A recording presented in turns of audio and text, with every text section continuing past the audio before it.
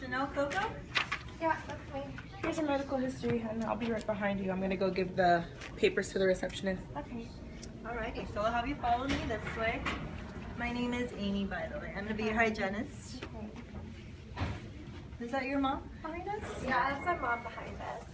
She comes with me to almost all of my appointments. Oh, it's so annoying. Chanel, can I have your medical history? Yeah. Okay, so let's go through everything really quick. Oh, your birthday's in 2 weeks. She's turning 18, but she thinks she's 21. What are you doing for your birthday? Nothing. Yeah, she wants to have a party, but not allowed in our house. Oh, it's okay. I didn't do anything for my 18th birthday, and I don't feel so bad. So, let's see if you filled everything out. Oh, I think you missed one. Are you pregnant? Of course she's not. I'm not. Okay. Are you taking any medications? No. Okay. So let's go ahead and take your vitals and do EOIO. What's that? Oh, it's just an exam that we do to look at your lumps or, if you have any swollen lymph nodes, and we check if there are any irregularities that we should take note of. Okay. Have you taken your x-rays recently? Within the last 5 years?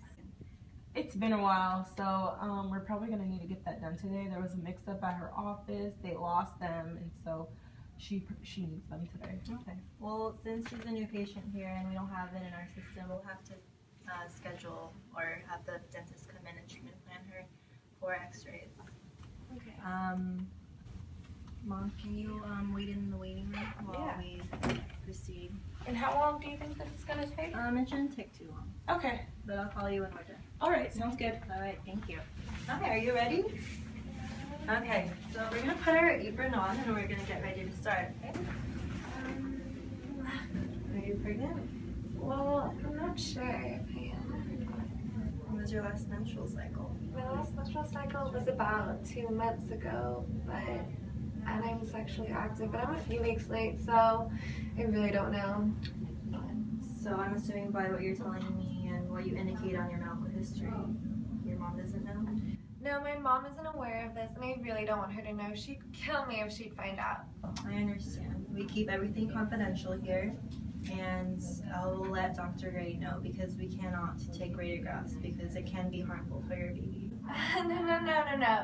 I think it's fine. You don't have to tell the dentist anything. Let's go ahead and take those radiographs. I think it's just because I'm stressed out lately, so. I understand, but because you've already indicated that to us, I have to let the doctor know. Okay? So I'll have you wait here, and I will go talk to doctor.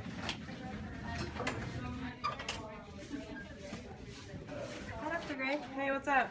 So we have a bit of a dilemma. Okay, what's up? So we have a patient that's new of record, and she's underage. So we did everything today as normal. We took her medical history, and we did full data collection, and she was due for radiographs. And then we took her into radiology, and she pointed to one of the signs indicating that she was possibly pregnant. But when I told her that I would tell one of the staff members about it, she instantly took back her answer, and she told me not to tell her mom and all of that. So what do you think I should do?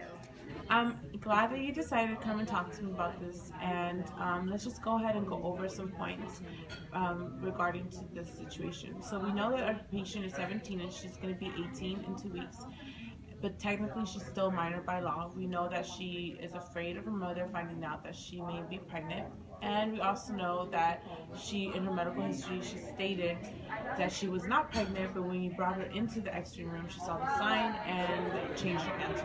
Is that correct? Yes.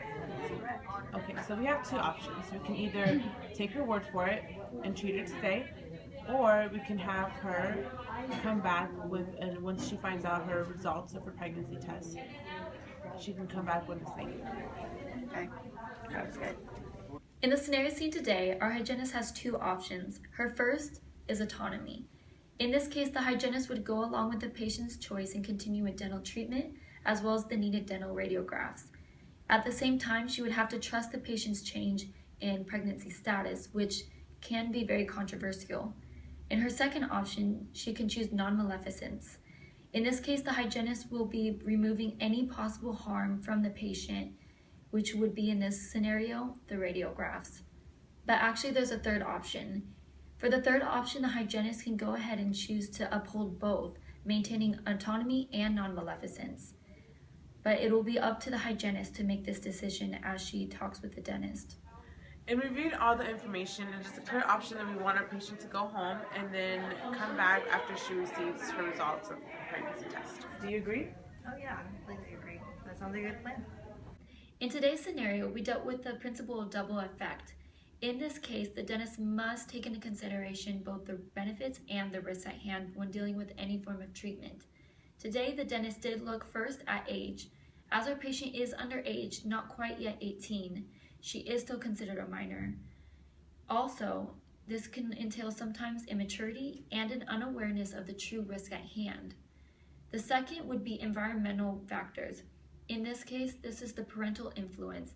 It was taken into consideration both by the hygienist and the dentist about the possibilities of fear of the mother finding out of a possible pregnancy. Remember, above all, removing harm from the patient is of the utmost importance. Hence, non-maleficence is to always be upheld by the hygienist. In this case, however, just as with some other scenarios as we spoke about earlier, the hygienist does have the option of choosing both autonomy and non-maleficence.